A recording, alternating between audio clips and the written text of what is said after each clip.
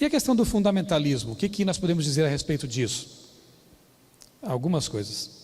Após o 11 de setembro, o atentado terrorista lá nas Torres Gêmeas, nós percebemos uma mudança na mentalidade das pessoas, não é? Em relação ao tal do terrorismo e ao fundamentalismo.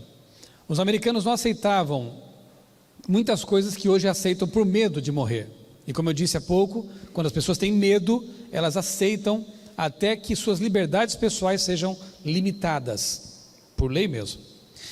10 anos depois, a revista Veja publicou em sua uma matéria de capa, uma das matérias de destaques na capa dela, sobre justamente os efeitos do 11 de setembro. E um trecho dessa reportagem dizia assim: assim como as outras formas de radicalismo religioso, ele, o fundamentalismo, exige que se viva sob uma interpretação literal e, portanto, originalmente pura dos textos sagrados. Segundo a revista Veja, quem são os fundamentalistas? São aqueles que interpretam literalmente os textos sagrados. Uma autora importante aí nesses estudos sobre religião, uma ex-freira católica, Karen Armstrong, no livro Em Nome de Deus, define assim os fundamentalistas: cristãos que rejeitam as descobertas da biologia e da física sobre as origens da vida. Não é bem assim, porque eu sou criacionista e não rejeito totalmente as descobertas da física e da biologia. Eu rejeito aquilo que é filosófico, metafísico, mas o que é científico a gente aceita numa boa. Mas enfim, deixa para lá essa questão. São aqueles que rejeitam então as descobertas da biologia e da física sobre as origens e afirmam que o livro do Gênesis é cientificamente exato em todos os detalhes. Gente, quem é o grupo que hoje ainda insiste na literalidade do Gênesis, os primeiros capítulos, criação, dilúvio, e que crê que esse livro é histórica e cientificamente confiável? Que grupo é esse? Uma minoria absurda nesse planeta. Você sabe o nome deles, né? Olha só, qual é a posição do Papa agora com relação... Já sabemos qual é a posição dele sobre o meio ambiente, sobre a questão do trabalho, sobre a família, mas o que ele pensa sobre os fundamentalistas? Isto: Papa pede para as pessoas não serem fundamentalistas.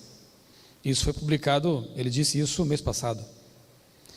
Ele diz que o fundamentalismo é fechar-se a outras ideias e ter ideias únicas. Olha o que ele define. E naquele congresso havia jovens, como vocês aqui, que aplaudiram essa posição do Papa, de não querer que as pessoas sejam fundamentalistas. Ele não quer que as pessoas creiam na literalidade da Bíblia, não quer que as pessoas tenham uma mente fechada, segundo a posição dele. Mas quem são então os fundamentalistas? Esse livro aqui é muito revelador. Ele foi publicado pela Paulinas, uma editora católica, e é uma obra acadêmica.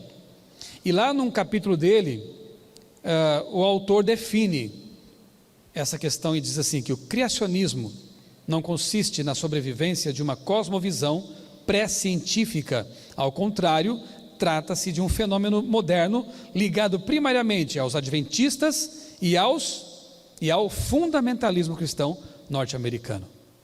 Eles colocam num só parágrafo essa relação entre criacionistas e fundamentalistas. Antes do 11 de setembro, fundamentalistas eram basicamente os terroristas islâmicos. Após, outros grupos têm entrado nessa definição, especialmente os tais dos criacionistas. Isso aqui é perigoso, gente. No mesmo livro, o autor corretamente diz o seguinte: a história do criacionismo no Brasil está fortemente vinculada à Igreja Adventista do Sétimo Dia. Ele dá nome então a esse povo. A primeira obra brasileira que tratou do criacionismo foi publicada em 1919. Olha quanto tempo, hein?